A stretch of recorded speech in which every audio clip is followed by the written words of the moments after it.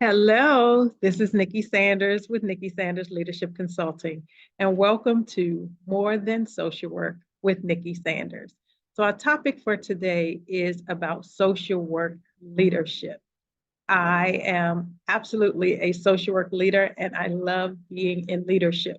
But one of the reasons that I love being in leadership and the reason that I have selected to support high performing women of color in social work leadership is because I was once that woman in social work leadership who dimmed my light, who made sure that everyone else was shining and getting the things that they wanted, and who was totally okay with being invisible and in the background. No more, right? No more. So I have made it part of my mission to support high performing women of color in social work leadership and make sure that they are empowered to show up, to be authentic, to be visible, to claim their achievements and accomplishments, and to let people know just how awesome and amazing that they actually are. So, of course, I'm in my outdoor office, which I absolutely love. I do decide, depending on the day, where I'm going to go work from. So, some people may work in coffee shops. I find outdoor spaces where I can work. So you may hear a car, you may hear some landscaping equipment, you may hear an airplane, you may even hear some joggers or some walkers, but it's okay because we are out here social working on our own terms. It's what I want for me, it's what I want for you. So let's talk about leadership. Let's go back to leadership. Do you have a leadership philosophy? I have a leadership philosophy. And I am going to read it specifically because I don't want to forget anything. But this is like my tried and true. I live by it, lead by it, work by it. So, number one, leadership is a privilege. It is not a right, it is a privilege. And I believe that wholeheartedly that leadership is a privilege. Number two, leadership is about impact and influence, not about titles. I don't care what your title is. You can be a sucky leader. You can have no title and be an amazing leader simply because of your influence, your impact, and people being willing to follow, support, listen to you. Number three, leadership is earned, not taken. Now, you've heard you have to give respect to get respect. Same thing with leadership. Leadership is earned. I am not for promoting people into leadership just because of the length of time they've been in a position or where they got their degree or who they're related to, right? Leadership to me is a privilege and it is earned. Number four, leadership is about transformation, not transactions. Why are you here if not to make a difference? So, as a leader, you should be trying to transform for the better the environment that you're working in, as well as the people that are working with you, right? Because you've built their trust. So, they are working with you and following you as the leader. And number five, this is me. Great leaders create more great leaders. I am not looking for followers. My goal in life is to create more leaders, and my track record says that I have done amazing at that. My interns, my staff, my students, I am coaching them all into leadership roles. They've worked with me and they have been ready to jump into leadership. And I have years of experience and success that supports exactly that. Great leaders create more great leaders. I want more women of color, more marginalized groups at the decision-making table, taking the lead. So I am very intentional about how I lead and how I support others in becoming leaders. Because again, I was that person who was leading and doing all the things and giving everyone else the credit and just being in the background, happy being in the background because everybody else was shining and things were looking amazing, but no one knew all of the contributions that I was making. Now, we'll talk more about that later, but that is a recipe for burnout. It is a recipe for compassion fatigue. It is a recipe for being looked over for salary increases and promotions. It is a recipe for weakening or decreasing your own self-confidence and self-esteem. we'll save that for another video. Today, we are talking specifically about leadership. What is your leadership superpower? What is your leadership philosophy? So I'm going to say this again and again and again. When people ask, what can you do with your social work degree? We can do all kinds of things, but I want us to think about becoming leaders. I need more social workers in leadership positions and not just in the traditional nonprofit organizations or traditional fields that we think are social work fields. We need social workers leading in multiple arenas and multiple areas. And so think about this, right? Social work is macro social work, micro social work, and mezzo social work. Those three things you learned in Intro to Social Work or Social Work 101. Let's not forget that. It's very easy once you get into the workplace to forget those three practice areas, mezzo, micro, and macro social work. So keep those at the forefront of your mind as you're thinking about your career trajectory, as you're thinking about your career history, right? And where do you fit? Now, my other truth is I don't really want to fit in a box, right? I don't want to fit in a box. That is my purpose for defining social work career success on my own terms. I believe the labels are limiting and they don't necessarily serve us. It's one of the reasons that social workers are so confused about what real social work jobs are and why they can't pivot from micro to macro or vice versa. It's one of the reasons that the population at large thinks that social workers only take kids, or social workers are only case managers, or only people in hospitals when someone is sick, or in a nursing home when someone needs to get some kind of placement, right? Social work is so much broader than that. And it's going to take all of us to be thought leaders and to lead the charge in changing that trajectory, but also changing that narrative. So it is our job to change the narrative of what social work is. And internally, we can do that by remembering micro, mezzo, and macro social work are all social work. It is a trio, and none of the three is more important than the other. It is a trio. They go together. So there's a reason that I brought that up again in this video. So I said a little bit like, I don't necessarily want to fit in a box, but for some reason, some people, right, they need those labels, those categories. They need to be able to kind of put my work very specifically in that box so they can say, well, this is what she does.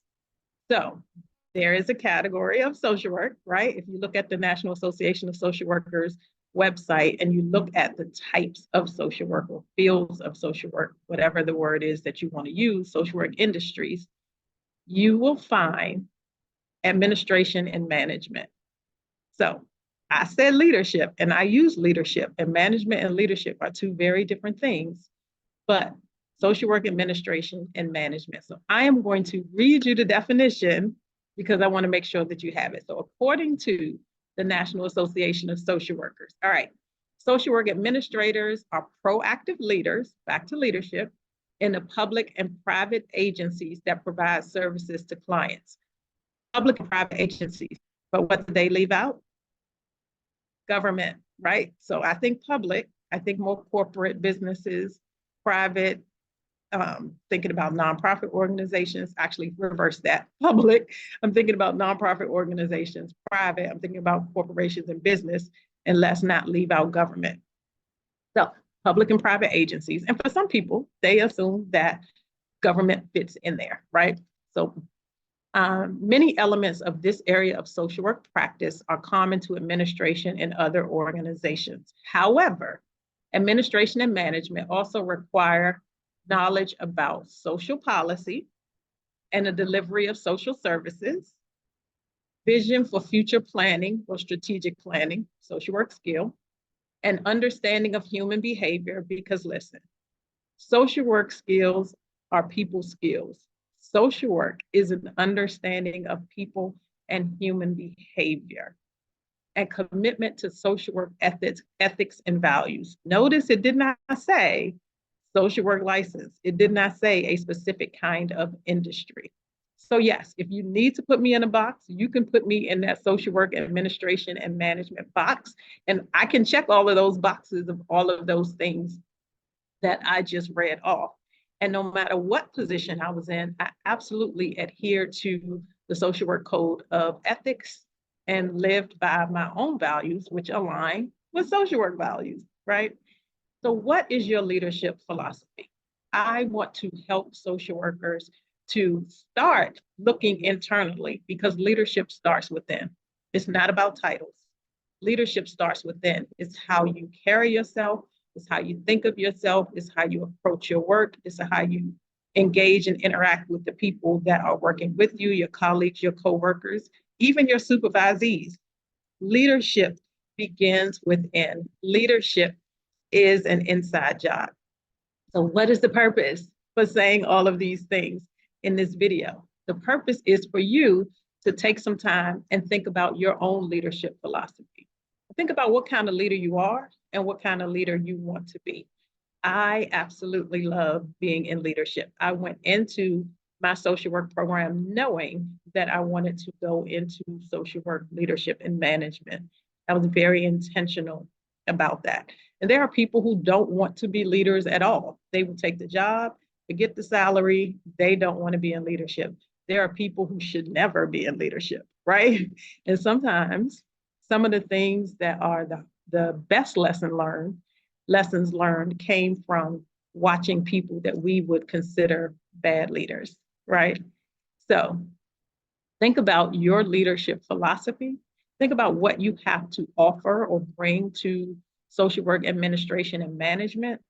Think about how you want to lead the people who are willing to follow you.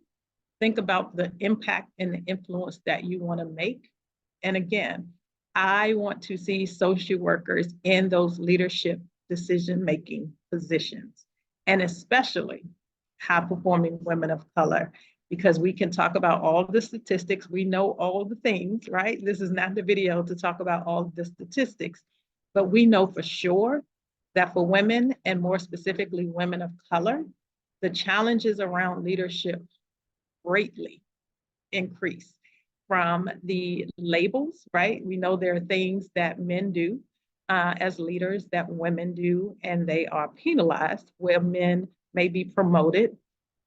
We know for sure that women-led organizations typically do better. Women make great leaders inside and outside the home because of collaboration, because of teamwork, problem solving, critical thinking skills, just being able to work together.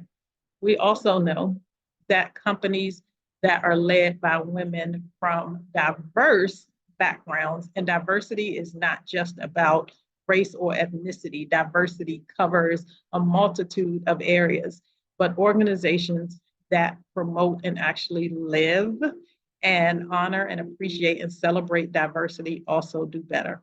So I want more diversity, more women from disenfranchised or marginalized groups in those leadership decision-making positions.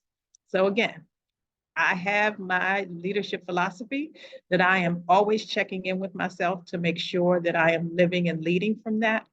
I get feedback from those who I am supervising. So as a social work leader, you need to be able to accept feedback as well as you give it. And actually, I'm going to do more videos really about leadership and developing your leadership skills and being able to be an effective leader, not just an efficient leader, because we are not just talking about numbers and productivity. We're talking about healthy workplaces, safe workspaces, psychologically safe workspaces for all of us. So take some time today, think about your leadership philosophy, take some time today to think about where you are in terms of leadership or where you go. You may not be in leadership right now, but that's a place that you want to move. Think about that because you want to go into it whole and maintain your wholeness while you're in those leadership positions. Because listen, leadership will challenge you, but if you're doing it the right way, it will challenge you and stretch you in all the right ways. So I am a much better person because I have intentionally become a better leader. So our Sesame Street word of the day is leadership. This is Nikki Sanders with Nikki Sanders Leadership Consulting. thank you so much for joining me here at More Than Social Work with Nikki Sanders. Please subscribe and share. I'd love for you to leave a comment. Let me know if there's anything here that you have questions about. Let me know if there's another topic that you want me to discuss, because I have a long list, but I also want to hear from you. And I want you to go out there and take the lead. All right. I will see you soon. This is Nikki Sanders with Nikki Sanders Leadership Consulting. Bye. I should have had this ready.